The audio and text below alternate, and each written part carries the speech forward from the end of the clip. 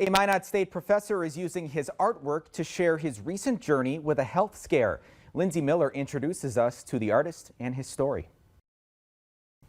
Ryan Stander has been teaching art at Minot State for the last 12 years. In April 2022, he walked into the local clinic with chest pain and walked out with the news of a mass in his chest. Testing revealed it was not cancer, but a third biopsy revealed he had Castleman disease, which causes abnormal growths in the lymph system. That September, doctors removed the 8-pound mass, which damaged his vocal cords, but also gave him new vision for his artwork. The work is, helping me to process.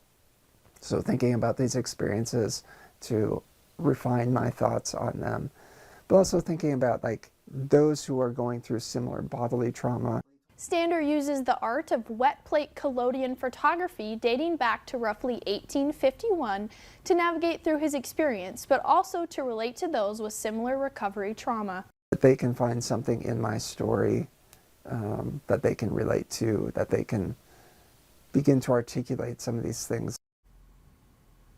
Stander says moving forward, he is applying to art shows across the country in hopes of providing relatability about health recovery trauma. Currently, Stander's artwork is displayed in the Tobey Museum of Art in Minot.